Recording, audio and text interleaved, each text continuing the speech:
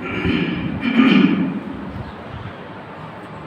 عليكم ورحمة الله وبركاته. الحمد لله رب العالمين والعاقبة للمتقين والصلاة والسلام على أشرف الأنبياء وسيد المرسلين وعلى آله الطيبين الطاهرين وأصحابه الكرامين الأفضلين ومن تبعهم بإحسان إلى يوم الدين أجمعين. أما بعد، قال الله تبارك وتعالى في كتابه العظيم: فأعوذ بالله من الشيطان الرجيم. بسم الله الرحمن الرحيم. فيها يفرق كل أمر حكيم. صدق الله المولى العظيم.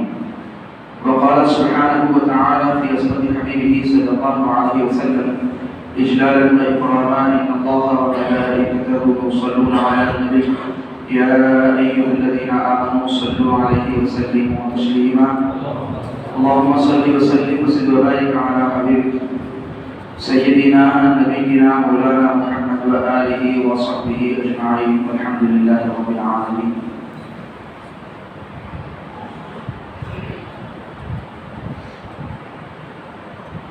اللہ سبحانہ و تعالیٰ کا فضل و کرم ہے کہ اس نے ہمیں اپنے پسندیدہ دین اسلام کی دولت سے سرفراز فرمایا اور اپنے حبیب مکرم سیدنا محمد رسول اللہ صلی اللہ علیہ وسلم کی خدمت سے بنایا اور آپ کے تصدق سے آپ کو تفیل ہمیں ہدایت کے سامان فراہم فرمایا اور پھر اس امت کی نجات کے لیے خصوصیت کے ساتھ کچھ ایسی راتیں اور کچھ ایسے دن عطا فرمایا جو باعث برکت، عظمت اور بزرگی والی ہے. عزیزان محترم، اللہ تبارک و تعالیٰ قرآن پاک میں ارشاد فرماتا ہے: تلک الرسل فضلنا بعضهم علی بعض. رسول ہیں باعتبار رسالت کے سارے برابر ہیں، مگر فضیلت کے اعتبار سے، عظمت کے اعتبار سے، شان کے اعتبار سے بعض کو ہم نے بعض پر فضیلت دی. کسی کو گھٹایا نہیں، کسی کو کم نہیں کیا، بلکہ بعض کو بعض پر فضیلت عطا کی. تو جیسے رسولوں کو بعض پر فضیلت دی، ایسے ہی زمانوں میں بعض زمانوں کو فضیلت سے نوازا.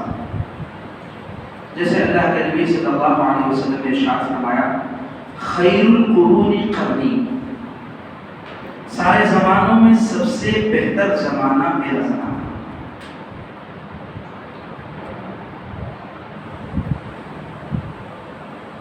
بعض مہینوں کو بعض مہینوں پر فضیلت دی،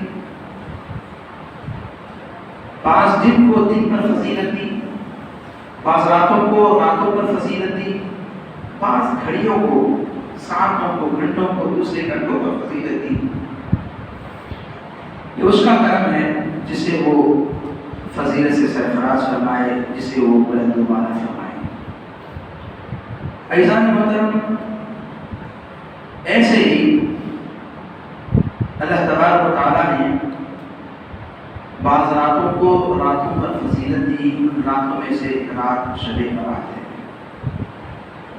بعض مہینوں میں پر بعض کو فضیلت دی، وہ مہینہ شعبان کا ہے. بعض دنوں کو دنوں پر فضیلت دی، وہ دن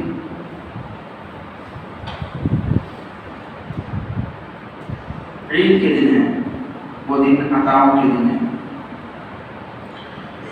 عزیزان محترم،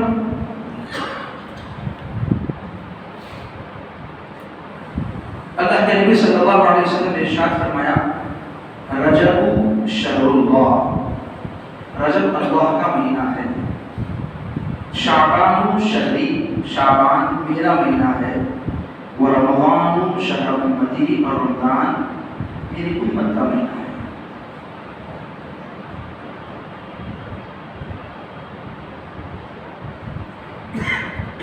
رجب اللہ کا مہینہ ہے تو اللہ تبارک و تعالیٰ نے اس مہینے میں خصوصی عنایات سے مالا مال فرمایا اور اپنے حبیب پاک صلی اللہ علیہ وسلم کو معراج کی دولت سے سرفراز فرمایا اور خصوصی عنایات سے مالا مال فرمایا۔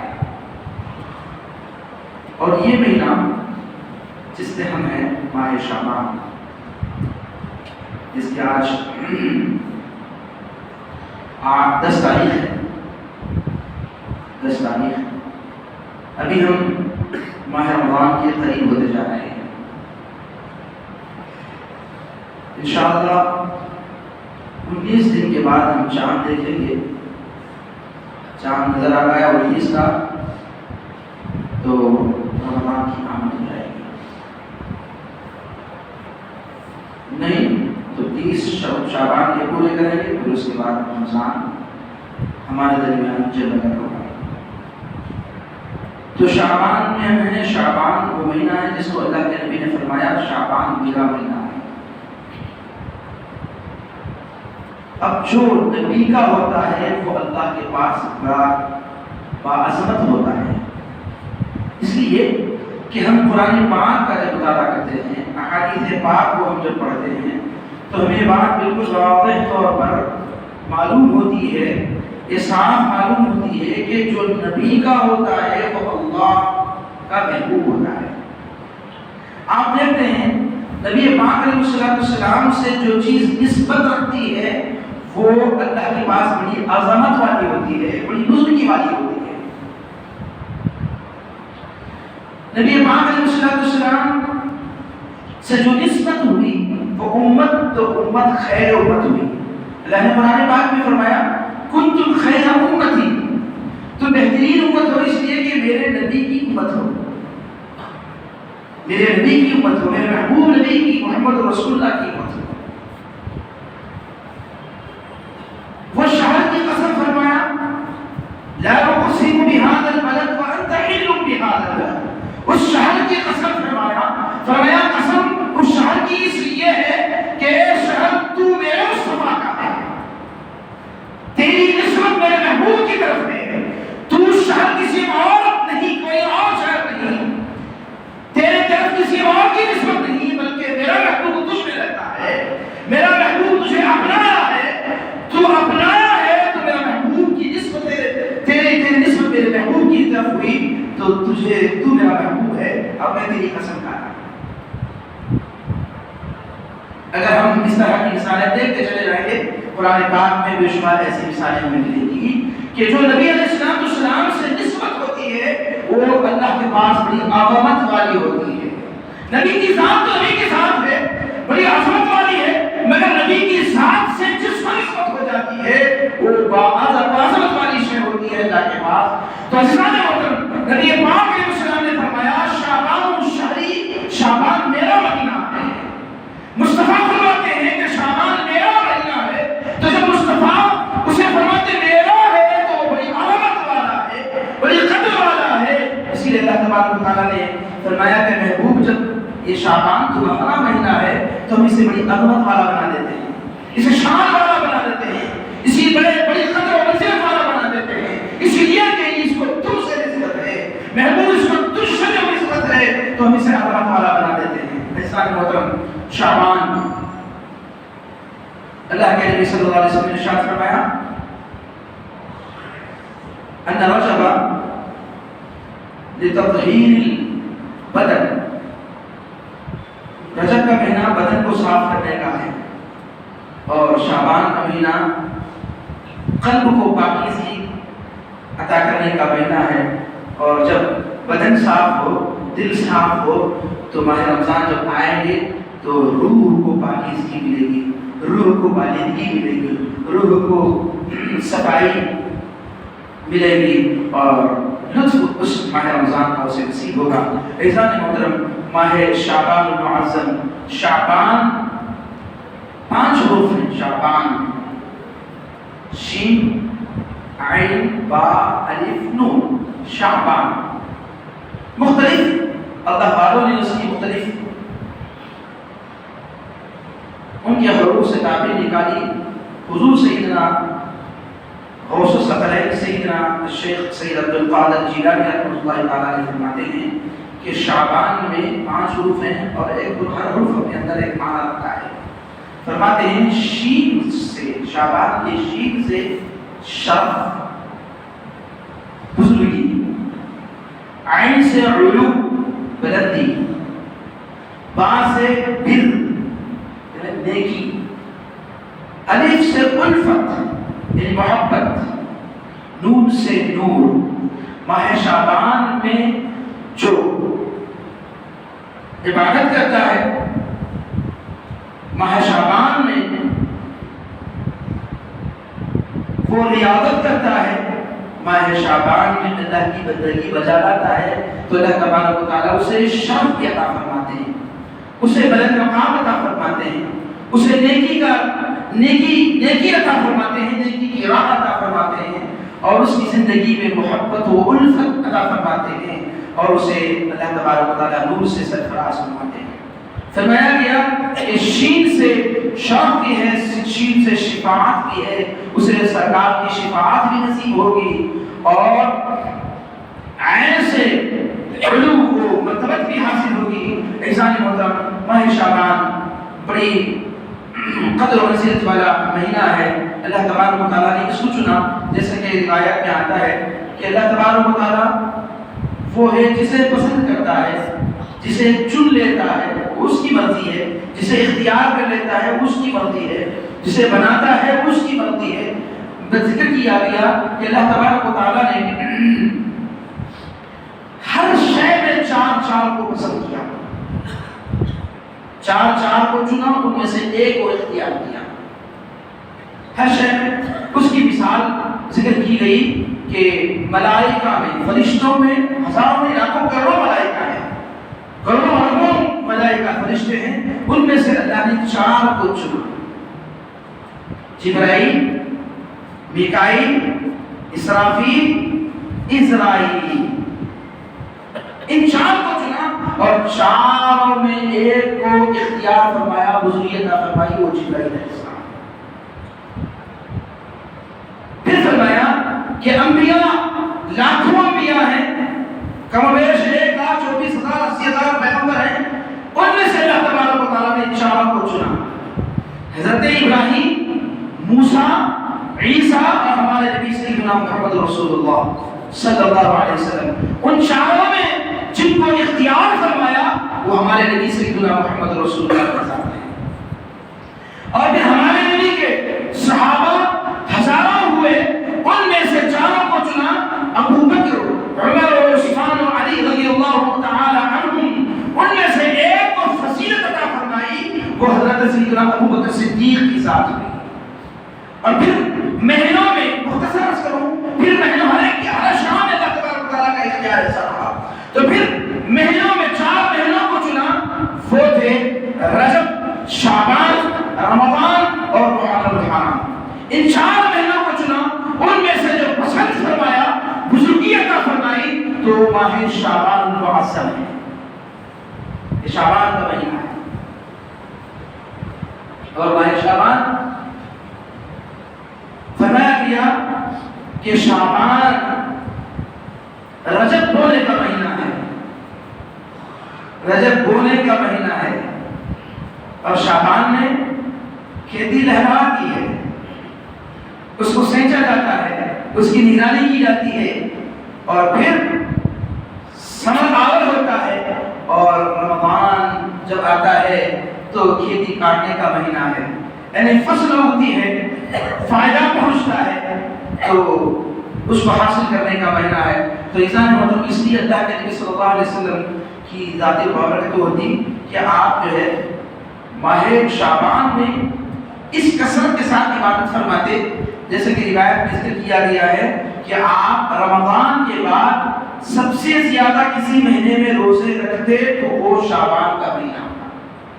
یوں معلوم ہوتا کہ گویا آپ جو ہے سارا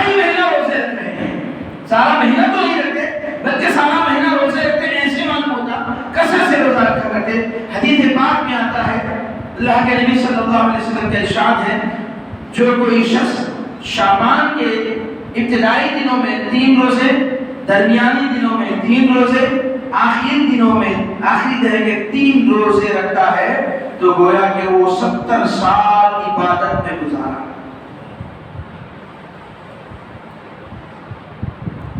عزیزان محترم، ماہ شعبان کی شان کو اللہ کے نبی نے یوں بیان فرمائی کہ رجب کی مثال سارے مہینوں میں ایسی ہے جیسے قرآن کو سارے کتابوں میں فضیلت ہے۔ تورات، زبور، انجیل، قرآن، دیگر صحیفے جو آسمان سے نازل ہوئے، ان سارے کتابوں میں جیسے قرآن کو فضیلت ہے ایسے ہی سارے مہینوں میں رجب کو ایسی فضیلت ہے۔ اور جیسے سارے نبیوں میں مجھے سرداری حاصل ہے، جیسے سارے انبیاء میں جیسے مجھے فضیلت حاصل ہے، ایسے ہی سارے مہینوں میں شعبان کو فضیلت حاصل ہے۔ شعبان کو وہ بزرگی حاصل ہے سارے مہینوں میں، اور جیسے سارے مخلوق میں اللہ قدر و بالا ہے ایسے ہی سارے مہینوں میں رمضان سارے مہینوں میں قدر و بالا ہے۔ عزیزان محترم، نبی پاک علیہ السلام نے اس کو اپنا مہینہ قرار فرمایا، شعبان میرا مہینہ ہے۔ اب جب سرکار اس کو اپنا مہینہ فرما رہے ہیں تو اللہ تبارک و تعالیٰ کی بے کہاں نعمت اس مہینے میں ہوگی، بے کہاں فضیلتیں اس مہینے کی ہوں گی، اللہ تبارک و تعالیٰ کی بے کہاں عطائیں اس مہینے میں ہوں گی۔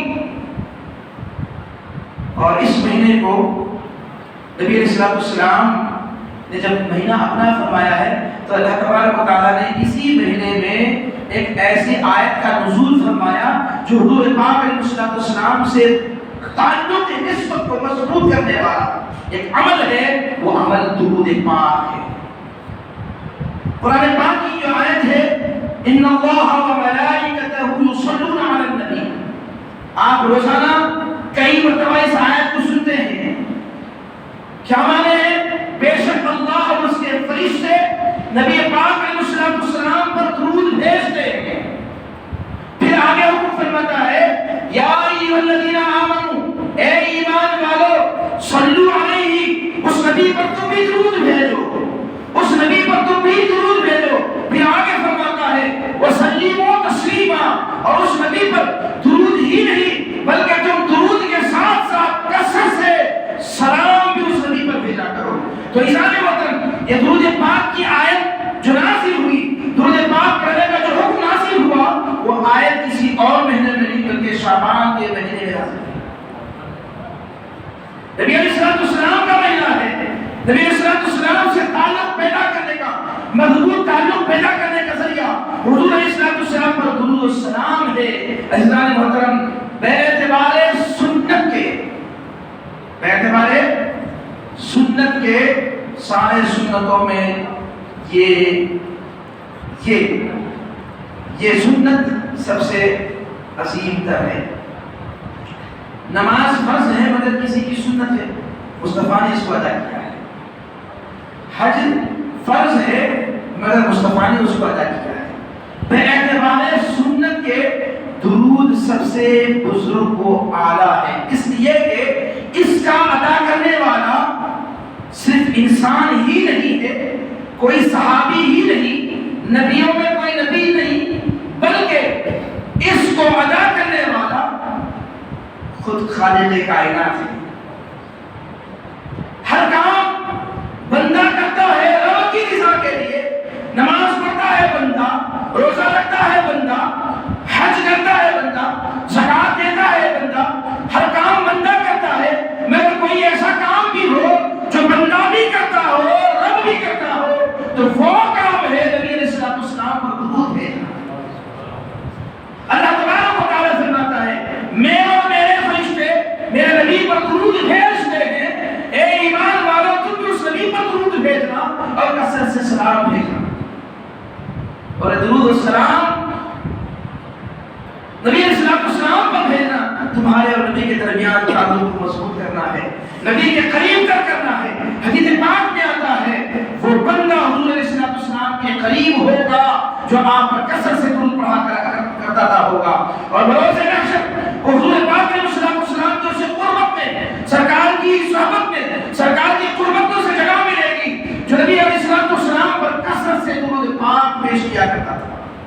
اور درود کا حکم جو نازل ہوا اسی شعبان کے مہینے۔ عزیزان محترم، شعبان بڑی بزرگ مہینہ ہے جس کے اندر اللہ تبارک و تعالیٰ نے ارشاد فرمایا کہ ایک ایسی رات ہے، ایک ایسی رات ہے جو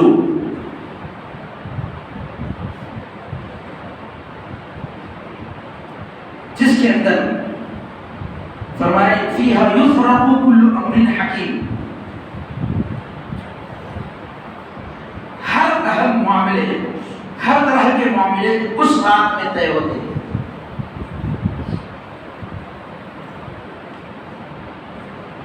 ہر طرح کے معاملے اس رات میں طے پاتے ہیں۔ کس کو زندگی دینا ہے، کس کو موت دینا ہے، کس کو رزق دینا ہے،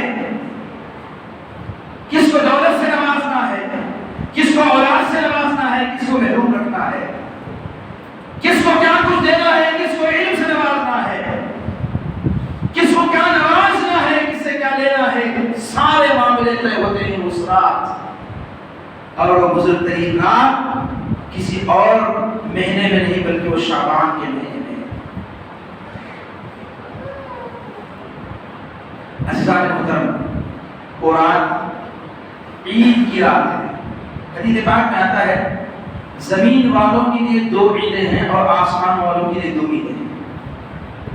تو جب ہم اللہ کے مخلوق ہیں، ہمارے لیے تو خوشی کا دن ہونا، عید کے معنی خوشی کا دن۔ خوشی نہیں ہوتی عید کے دن، خوش ہوتے کہ روتے؟ کون ہے وہ رونے والا؟ کوئی نہیں رویا۔ عید ہے تو خوشی کا دن ہے۔ ہاں کچھ ایسے بھی اللہ والے ہوئے ہیں عید کے دن کبھی وہ روتے تھے۔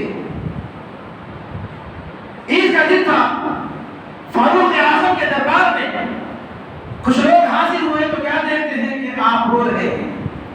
عرض کیا گیا حضور آج تو عید کا دن ہے، خوشی منانے کا دن ہے، مگر آپ کو روتا ہوا پاتے ہیں، کیا بات ہے؟ تو آپ ارشاد فرماتے ہیں خوشی تو اس کے لیے ہے جس کی عبادتیں، جس کی طاعتیں مقبول ہوئی ہیں۔ میں نہیں جانتا کہ میری عبادتیں مقبول ہوئی کہ نہیں۔ وہ مقبول ترین بندے جن کا ہر عمل اللہ کے بارگاہ میں مقبول ہے، جن کا ہر عمل رضائے الہی کی خاطر ہوتا ہے، کبھی نفس اس کے اندر نہیں آتا، کبھی شیطان کا فریب اس میں نہیں آتا، ہر عمل اللہ کی رضا کے لیے کرتے ہیں، ان کا ہر عمل مقبول ہوتا ہے، مگر پھر اللہ کا خوف ایسا ہے کہ وہ کہتے ہیں کہ نہیں معلوم کہ اللہ کے بارگاہ میں مقبول ہے یا نہیں ہے۔ تو عزیزان محترم، عید کا دن جو ہوتا ہے وہ خوشی کا دن ہوتا ہے، ہم خوشی مناتے ہیں اس لیے کہ وہ اجر دینے کا دن، اجر دینے کا، بدلہ دینے کا دن ہوتا ہے۔ جیسے ہمارے عید دو عیدیں ہیں ہماری، ایک ہے عید الفطر اور ایک ہے عید الاضحیٰ۔ عید الفطر میں بھی ہمیں خوشی مناتے ہیں، عید الاضحیٰ میں بھی ہم خوشی کا اظہار کرتے ہیں۔ تو زمین پر رہنے والوں کے لیے 2 عیدیں، تو آسمان والوں نے کہا ہوگا کہ مولا جب ان کو عیدوں سے نوازتے ہیں تو ہمیں بھی تو عیدوں سے نوازتے ہیں۔ تو اللہ تبارک و تعالیٰ نے کہا ہوگا کہ جاؤ ہم تمہیں بھی عیدوں سے نوازتے ہیں۔ ان کے لیے بھی 2 عیدیں ہیں، تمہارے لیے بھی 2 عیدیں ہیں۔ حدیث پاک میں آتا ہے زمین والوں کے لیے 2 عیدیں، ایک عید الفطر ہے، ایک عید الاضحیٰ ہے، اور آسمان والوں کے لیے 2 عیدیں ہیں۔ ان کے لیے عید کے دن نہیں بلکہ عید کی راتیں ہیں۔ فرمایا ایک لیلۃ القدر ہے، ایک لیلۃ البرات ہے، ایک لیلۃ القدر ہے، ایک شب برات ہے۔ عزیزان محترم، ہمارے لیے دن، ان کے لیے رات کیوں؟ تو شارحین نے بیان کیا کہ ہم انسان ہیں، دن میں جاگتے ہیں، رات میں غفلت میں گزارتے ہیں، اس لیے تم دن میں خوشی کر لو، اور ان کو رات اس لیے دیا کہ وہ غفلت میں نہیں رہتے، وہ سوتے نہیں ہیں، وہ غافل نہیں ہوتے ہیں، کہا اس لیے تم راتوں کو عید منا لینا، تو ان کے لیے راتیں ہیں۔ تو انسان محترم، ماہ شعبان میں ایک ایسی رات ہے جو بڑی علامت والی رات ہے، کرامت والی رات ہے، بزرگی والی رات ہے۔ انسان محترم، وہ رات ایسی رات ہے جس کے متعلق اللہ کے نبی صلی اللہ علیہ وسلم نے ارشاد فرمایا کہ اس رات اللہ تبارک و تعالیٰ بنو کلب کی بکریوں کی بالوں سے زیادہ محبوب پاک علیہ السلام کی امت، وہ جن کے لیے فیصلہ ہو چکا تھا کہ ان کا ٹھکانہ جہنم ہے، تو ایسی امت کو بخش دیتا ہے، ان کو معاف فرما دیتا ہے۔ اتنی کثرت کے ساتھ بنو کلب کی بکریاں، بنو کلب قبیلہ ہے، بنو کلب قبیلے کے نام، جیسے ہمارے نبی کا قبیلہ کا نام کیا ہے؟ بنو ہاشم، بنو ہاشم ہر قبیلے کے نام ہوتا ہے۔ اب جیسے ہمارے پاس ہوتا ہے گھرانوں کے نام ہوتے ہیں، وہ گھرانوں کے نام نسلوں تک ہوتے ہیں، ہمارے پاس ایک دو نسل کے بعد ختم ہو جاتے ہیں، بعض وقت ہو جاتا ہے، بعض وقت اس کو سلسلہ رکھتے ہیں، قائم رکھتے ہیں، دادا پردادا سے بیٹے پوترے پڑپوترے تک بھی نام رہتا ہے، بعض وقت اسے پسند نہیں کرتے تو ختم کر دیتے ہیں۔ جیسے ہمارے یونس میں ہیرے بنی تو ہیرے بنی جیسا کہ ہم کے چلتے رہتا ہے، بعض ایسے خاندان کے نام ہوتے ہیں تو یہ قبیلوں کے نام ہوتے ہیں۔ تو بنو ہاشم ہمارے نبی قبیلے کا نام، ہمارے نبی کے قبیلے کا نام بنو ہاشم تھا۔ بنو کلب وہ ایسا قبیلہ تھا جو بکریاں پالا کرتے تھے۔ ایزان محترم، ایک بکری کے اس کے جسم کے بال کتنے ہوتے ہیں؟ آپ تو بال صرف بکری کو دیکھتے ہیں مگر بالوں کو نہیں پاتے، نہیں گن سکتے ہیں؟ نہیں گن سکتے۔ گن سکتے کیا بابو صاحب؟ گوشت قطر کو دے سکتے ہیں، کتنے کلو بول سکتے ہیں؟ 8 کلو 10 کلو کا بکرا، 12 کلو کا بکرا بول سکتے ہیں، مگر بال گن سکتے ہیں؟ بال نہیں گن سکتے۔ تو ایک بکری کے بال نہیں گن سکتے، تو بنو کلب کی اتنی بکریاں تھی، وہ اتنے کثرت سے بکریاں پالتے تھے، ان کے بکریوں کی تعداد ہی انہیں نہیں معلوم تھی کہ کتنے ہزار لاکھ ہیں۔ تو اتنے کثرت سے بکریوں کے بال، اتنے بنو کلب کی بکریوں کے بالوں کی اس سے کثرت سے زیادہ اللہ تبارک و تعالیٰ اس رات بخشش فرمانے والے ہیں۔ وہ رات ہم اس کی عبادت میں، اس کی طاعت میں، اس کے ذکر میں، اس کے کلام کی تلاوت میں گزارتے ہیں۔ ہر رات ہم جیسے چاہیں اپنی مرضی سے گزارتے ہیں، اور گزارتے ہوئے کسی کی مرضی سے ہمارے رات گزرتی۔ بولنے آیا تو پہلے زمانے میں تھا، کوئی بڑا بولتا تو اوکے بولتا تھا، مگر ذرا سنتا ذرا نہیں سنتا تھا، مگر آج کوئی کس کی نہیں چلتی، وہ جیسے چاہتا ہے ویسے گزارتا ہے۔ اب چھوٹا ہے تو بڑوں کو ڈر کے مارتے ہوں گے لوگ، مگر جب بڑا ہو جاتا ہے تو کسی کی نہیں سنتا، وہ اپنی وجہ سے گزارتا ہے۔ اور رات کیسے گزارتا ہے؟ کبھی چبوتروں پر بیٹھتا ہے، کبھی ادھر سڑیوں پہ بیٹھتا ہے، کبھی گلی کی موڑ پہ بیٹھتا ہے، کبھی اندھیری میں بیٹھتا ہے، کبھی اپنے دوستوں میں گپ شپ کرتا ہے۔ رات کیوں نہیں گزر جاتی ہے؟ ہم دیکھتے ہیں کہ آج نوجوان نسل، پہلے ہوتا تھا کہ 8-9 بجے رات ہو جاتی، لوگ اپنے گھروں کی طرف پلٹتے، اب تو 8-9 بجے تو رات شروع ہوتی ہے، 10 بج گئے، 11 بج گئے، 12 بج گئے تو بھی آپ کو جو ہے ادھر ادھر اگر کسی کی نظر پڑے بھگانا چاہیں تو پھر وہ اپنے اڈے الگ رہتے ہیں، ان کے ٹھکانے الگ رہتے ہیں جہاں انہیں کوئی بھگا نہیں سکتا۔ تو 11، 12، 1 بجے، 2 بجے بعضوں کو نیند نہیں آتی، بعضوں کو وہ جو ہے رات ایسے گزارتے ہیں۔ تو مطلب کیسے گزارتے ہیں؟ کوئی فون میں ہے، کوئی گپ شپ میں ہے، کوئی اس فون کو بھیجا غلط استعمال میں گزار رہا ہے، نہ جانے کس کس انداز سے گزار رہا ہے۔ تو انسان مطلب بتلایا گیا کہ ہر رات تو اپنی مرضی سے گزارتا ہے، گزار لے، مگر بندے ایسے بھی کچھ راتیں ہوتی ہیں جو تیرے مقدر کو سنوار دیتی ہیں، تجھے پاک کو صاف کر دیتی ہیں، تیرے اندر رہنے والی گندگی کو دور کر دینے والی اللہ کی عطا مصطفیٰ کے تصدق سے ایسی کچھ دن اور رات ملتے ہیں۔ تو ایسی راتوں کو تو اپنی مرضی سے نہیں بلکہ اللہ اور اس کے رسول کی مرضی سے اس راتوں کو گزارے۔ اگر تو اللہ اس کے رسول کی مرضی سے اس راتوں کو گزارتا ہے، اللہ تبارک و تعالیٰ سے پاک کو صاف فرما دیتا ہے، صاف و ستھرا کر دیتا ہے۔ عزیزان محترم، ہم دیکھتے ہیں ہمارا طبقہ، خصوصیت کے ساتھ نوجوان طبقہ ہمارے کردار کو چھوڑ رہا ہے، مصطفیٰ کے کردار کو چھوڑ رہا ہے، مصطفیٰ کے ادوار کو، مصطفیٰ کے طریقے کو، جن کو ہم اپنا آئیڈیل بنانا ہے، جن کو ہم اپنا رہنما، ان کو اپنا رہنما بنانا ہے، انہیں ہم چھوڑ رہے ہیں، کسی کو اپنا رہنما بنا رہے ہیں، کسی کو اپنا آئیڈیل بنا رہے ہیں۔ آج ہم دیکھتے ہیں آج ہمارا نوجوان طبقے کا لباس کیسا ہے صاحب، لباس کیسا لباس ہے؟ کبھی یہ تصور کیا کہ نبی علیہ السلام نے کیسا لباس پہنا تھا؟ ہمارے نبی جن کے ہم پر احسانات ہیں، جن کے بڑے کرم ہم پر ہیں، جن کے طفیل ہمیں ہدایت ملی، جن کے طفیل ہمیں اسلام ملا، ایمان کی دولت ملی، اللہ ملا، سب جن کی خاطر اس کائنات کو بنایا گیا، جن سے محبت کرنا ایمان کی اصل ہے، جن پر مر مٹنا ایمان کی حقیقت ہے، وہ نبی علیہ السلام جن کے احسانات ہم چکا نہیں سکتے، ایسا نبی ہمارا ہے۔ کبھی ہم نے یہ خیال کیا کہ ہمارا لباس کیسا ہو؟ کبھی ہم نے یہ خیال کیا کہ ہمارا لباس ہو تو نبی کو پسندیدہ لباس ہو؟ نبی نے کیسا لباس پہنا ایسا ہم لباس پہنے؟ نہیں، ہمارا نوجوان طبقہ کو ایسا لباس پہنے وہ فلاں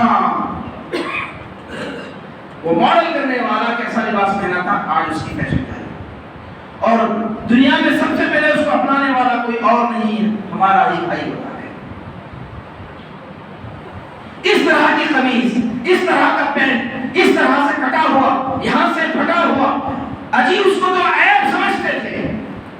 آج ہمارے بڑے جو بزرگ حضرات ہیں، 65 سال 70 سال کے ہیں، 50 سال سے تجاوز کر گئے ہیں، وہ اپنے بچپن میں کبھی پھٹا ہوا ہوتا تو اس کو عیب سمجھتے چھپا کر دیتے تھے، آج اسی پھٹے کو فیشن بنا لیا، اس کو زینت سمجھا، اور ایسے لباس پہن کر کے بازاروں میں پھرتے ہیں، اور پھرے ادھر ادھر پھرے تو پھرے مساجد میں ایسے لباس پہن کر آتے ہیں۔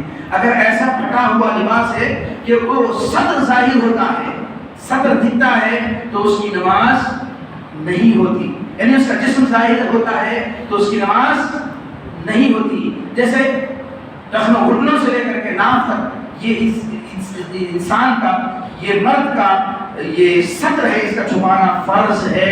اگر اس کے درمیان کا کوئی حصہ ظاہر ہوتا ہے تو نماز میں اس کی نماز نہیں ہوتی۔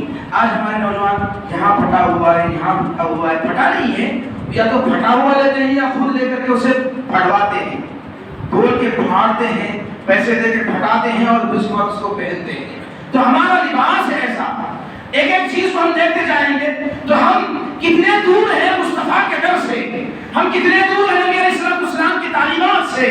تو ہمیں یہ علماء بتاتے رہتے ہیں، بڑے حضرات بتاتے رہتے ہیں، ائمہ حضرات بتاتے رہتے ہیں، یہ بتانے کا اپنا حق ادا کر لیتے ہیں، مگر کبھی ہمارے اندر بھی وہ شعور پیدا ہو، ہمارے اندر بھی وہ جذبہ پیدا ہو کہ ہم اس کو نہ اپنائیں بلکہ اس کو اپنائیں جس میں اللہ اور اس کے رسول کی رضا ہے، اللہ اور اس کے رسول کی خوشی ہے۔ لباس ایسا وہ اپنا نہیں، غیروں کا ہم نے اپنا ہے۔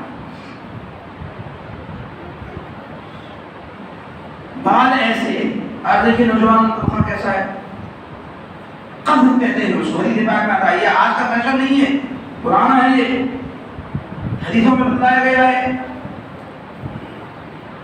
عجیب و غریب جو کٹ کرتے ہیں، یہاں چھوڑ دیے وہاں کٹ کر دیے، عجیب و غریب بال کٹاتے ہیں، یہ نیا کوئی نہیں ہے، پرانا طریقہ ہے، بتایا گیا اس طرح کرنا درست نہیں ہے، ممنوع ہے۔ بعض علماء نے اس کو حرام کہا ہے، ناجائز کہا ہے، غلط کہا ہے۔ تو بہرحال آج ہمارا لباس ایسا جو نہ اسلامی شعار ہے، نہ ہمارا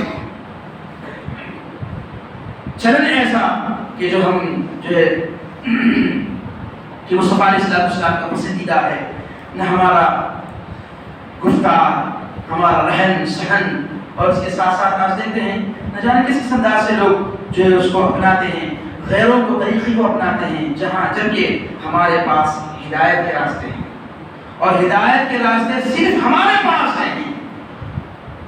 اسلام ہدایت والا ہے اور اس کے راستے مستقیم ہیں، سیدھے راستے ہیں جو اللہ اور اس کے رسول تک پہنچاتے ہیں، اللہ اور اس کے رسول کی بارگاہ تک لے جاتے ہیں، جو کامیابی والے راستے ہیں۔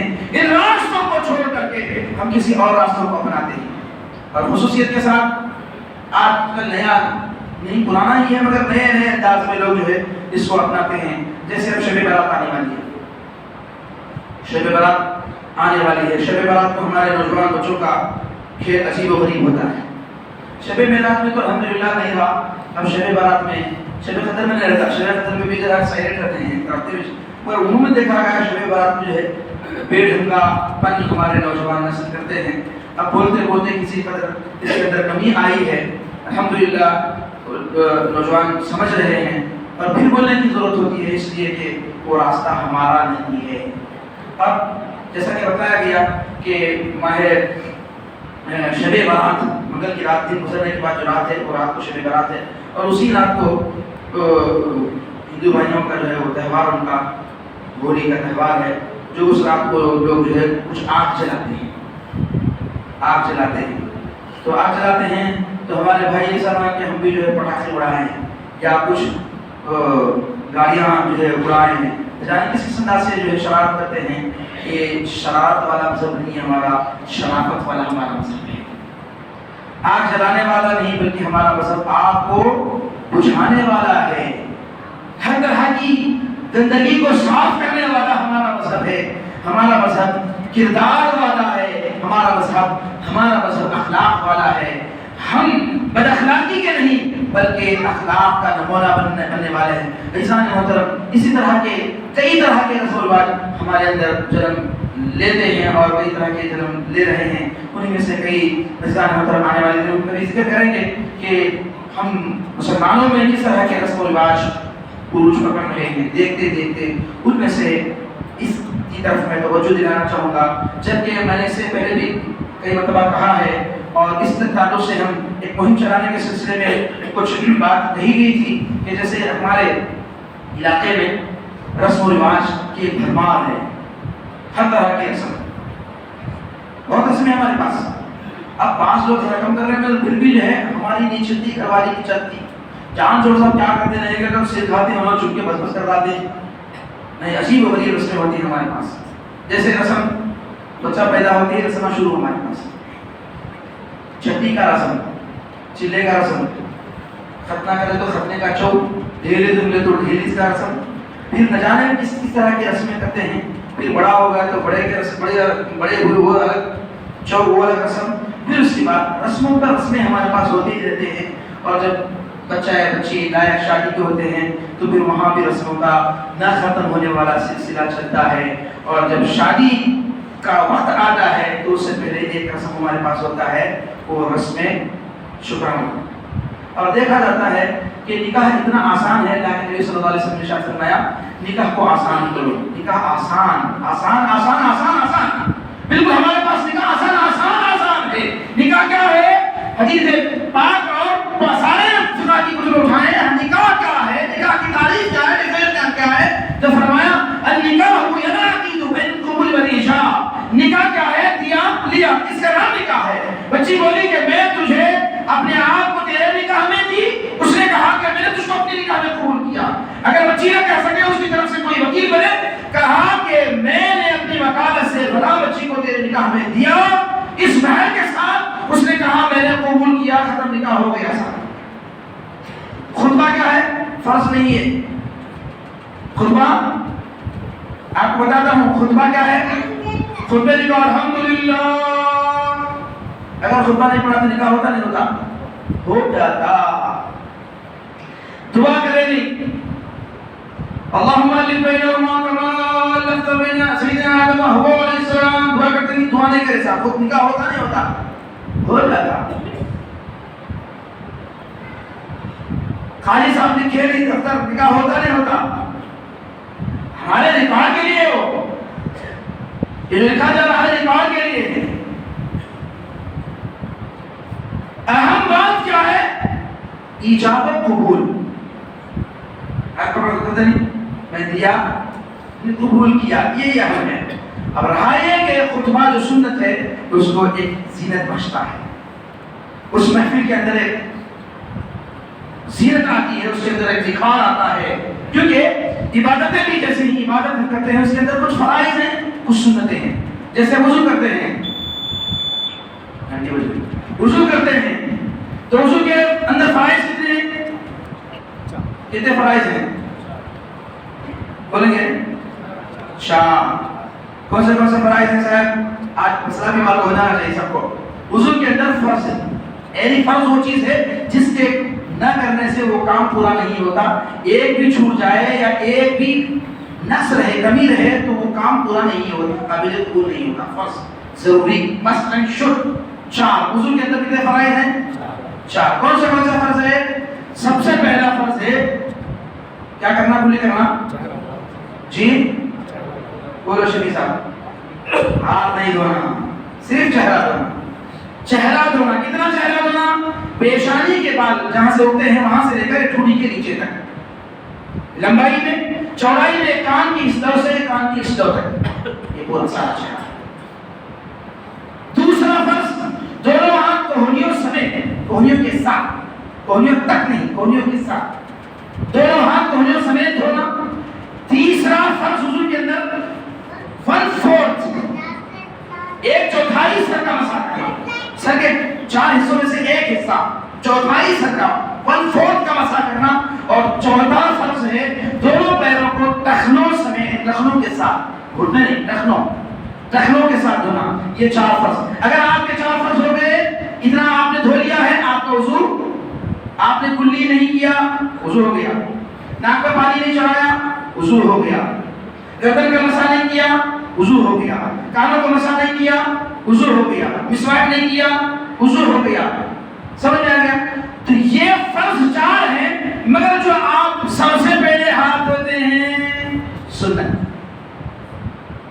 کلی کرتے ہیں سنت، مسواک کرتے ہیں، مسواک نہیں تو انگلی کرتے ہیں سنت، ناک میں پانی چڑھاتے ہیں سنت، ہر عضو کو 3 بار دھوتے ہیں سنت، پاؤں سر کا نہیں بلکہ پورے سر کا مسح کرتے ہیں سنت، گردن کا مسح کرتے ہیں سنت، کانوں کا مسح کرتے ہیں سنت، انگلیوں میں خلال کرتے ہیں سنت، ہر چیز کو ایک کے بعد سب پہ سب کرتے ہیں سنت۔ اگر آپ نے پہلے پیر دھویا، پھر اس کے بعد جو ہے سر کا مسح کیا، پورا الٹا کیا، پہلے پیر دھوئے، سر کا مسح کیا، اس کے بعد دونوں ہاتھ دھوئے، اس کے بعد چہرہ دھوئے، وضو ہوتا نہیں ہوتا؟ وضو ہو جائے گا۔ یعنی وضو کے اندر جو فرائض ہیں وہ پورا کریں، وضو ہو جائے گا۔ مگر یہ الٹا پلٹا جو کر رہے ہیں، اس سے سنت میں بگاڑ آئے گی، سنت ادا نہیں ہوگی۔ تو اس لیے جب فرض ہوتا ہے تو فرض کے ساتھ ساتھ سنت ادا کرتے ہیں تو اس عبادت کے اندر ایک مزہ آتا ہے، اس عبادت کے اندر ایک زینت آتی ہے، اس کے اندر ایک پرسنٹیج۔ اس کی مثال میں ہمیشہ دیتا ہوں، جیسے بچے سائیکل چلاتے ہیں، 5 منٹ لیتا ہوں میں، سائیکل چلاتے ہیں، ایک ایسی سائیکل ہے جس کے دونوں پہیے ہیں، بریک ہے، سیٹ بھی ہے، مگر دونوں پہیوں کے اوپر گڑبڑ نہیں ہے، چین ہے، چین کور نہیں ہے، پیچھے کیریئر نہیں ہے، جی سائیکل چلتی نہیں چلتی، 2 پہیے ہیں، گڑبڑ نہیں ہے، دونوں پر چین کور نہیں ہے، سیٹ کور نہیں ہے، جی پیچھے سٹینڈ نہیں ہے، پیچھے کا سٹینڈ بھی نہیں ہے، پیچھے کا کیریئر بھی نہیں ہے، سامنے بھی کچھ نہیں ہے، لنگی سائیکل چلتی نہیں چلتی، سائیکل چل رہی ہے، مگر اس کو ہم مگر لگاتے ہیں، پیچھے سٹینڈ لگاتے ہیں، نیچے کا سٹینڈ لگاتے ہیں، چین کور لگاتے ہیں، اسے سجاتے ہیں تو اس کی قیمت بڑھ جاتی ہے۔ ایسے ہی جو اہم چیز ہے، پہیا ہے، بریک ہے، پیڈل ہے، یہ فرض ہیں، اور اس کو جو سجانے والے ہیں، مگر ہے، کیریئر ہے، فلاں فلاں فلاں فلاں سج گئی، تو یہ سنت کا درجہ۔ تو عبادت میں ایسے ہی سنت اس کو مزین کرتی ہے، اس کی قیمت کو بڑھا دیتی ہے، اس کے اجر کو بڑھا دیتی ہے سنت۔ تو بہرحال عزیزان محترم، میں عرض کر رہا تھا کہ یہ ہے وضو کے فرائض۔ اس طرح ہم انشاءاللہ آنے والے جمعہ میں وضو کے فرائض بیان کریں گے، بہت ہو چکا ہے۔ تو اللہ تبارک و تعالیٰ نے اپنی خصوصی عنایات سے یہ رات نوازا ہے، اس رات کو ہم عبادت میں گزاریں۔ رسم و رواج کا سلسلہ میں بڑھ رہا تھا، رسم و رواج ہمارے پاس بہت رسم و رواج ہیں، ان رواجوں میں ایک شکرانہ کا رواج جو زور پکڑتے جا رہا ہے۔ آج ہم 10 سال پہلے دیتے تھے مختصر ہوتا تھا، اس سے پہلے اور مختصر تھا، اس سے پہلے اور مختصر تھا، اب تو باضابطہ اس رواج زور پکڑتا جا رہا ہے۔ اس کے سدبا کام کے لیے، اس کو ختم کرنے کے لیے ہم نے وعدہ اس سلسلے میں کوشش کی۔ عزیزان محترم، ہونا یہ چاہیے کہ ہم نکاح کو آسان کریں۔ ابھی میں بتا رہا تھا کہ نکاح اتنا آسان ہے کہ خطبہ نکاح سنت ہے، دعا مستحب ہے۔ تو یہ سنت و مستحب سب جب مل جاتے ہیں تو اس عمل میں ایک زینت آتی ہے، اس عمل کی قدر ہوتی ہے، اس عمل کا بڑا اجر ہوتا ہے۔ غیران مطلب نکاح کتنا آسان ہے، قبول کیا مہر کے ساتھ، ختم کیا، قبول کیا۔ تو میرا عزیزان محترم، آنے والی یہ رات شب برات ہے، برات کے معنی نجات والی ہے۔ اللہ تبارک و تعالیٰ اس رات میں کس کس کو نجات دیتا ہے، کس کس کو براعت، کس کس کو آزادی کا پروانہ دیتا ہے، انشاءاللہ اس رات میں بیان کرنے کی ہم کوشش کریں گے۔ تو وہ رات منگل کا دن گزرنے کے بعد جو رات آ رہی ہے وہ رات شب برات ہے۔ اور ایک رات پہلے جیسے ہمارے پاس بڑوں کی عید، بڑے لوگ ہیں بڑوں کی عید بولے تو بڑے خوش ہوتے ہیں ان کے ساتھ۔ بڑوں کی ہماری عید کب ہے، ہماری زندوں کی عید کب ہے، عید الفطر، عید الاضحیٰ۔ بڑوں کی عید کب ہے، بھائی تمہیں کچھ ملا تو عید نا، تو بڑوں کو کب ملا، تو وہ رات جو بہت خاص رات ہے۔ حدیث پاک میں آتا ہے کہ ان بڑوں کو یاد کرو، ان کے لیے ایصال ثواب کرو۔ اب ہمارے پاس کیا ہوتا ہے، دیکھو ہمارے پاس رسمات ہیں، گھر میں جو ہے ہر گھر میں بڑے ہوتی ہے صاحب، سب جگہ ہوتی ہے، مجھے معلوم ہر گھر میں ہوتی ہے۔ مجھے بلاتے ہیں، کبھی مولوی صاحب کو بلاتے ہیں، ہمیں زیادہ کم ہوا تو ہمیں بچوں کو بھیج دیتے ہیں۔ نہیں تو بعض لوگ تو اپنے گھر میں خود دلا دینا چاہیے، خود ایصال ثواب کرنا چاہیے، پڑھنا چاہیے۔ کچھ جو پڑھنا آتا ہوگا، سورہ فاتحہ، سورہ اخلاص، اور کون سی صورت آتی ہے وہ صورت پڑھنا، اور اس کو نفسہ نہیں فاتحہ ہے، اس کے علاوہ کچھ فاتحہ نہیں ہے۔ نہیں حضرت کو بلا کے کرے دو، کیا چیز ہے، اس سے محبت ہے۔ تو اپنے بڑوں کو یاد کرنا چاہیے۔ اور ہمارے پاس کیا ہوتا ہے، ہم بڑوں کی عید میں پکاتے پھلوں پکاتے، سالن پکاتے ہیں، اور کھانا فاتحہ کو رکھتے ہیں، اس کے بعد پھر ہمیشہ کھا لیتے ہیں۔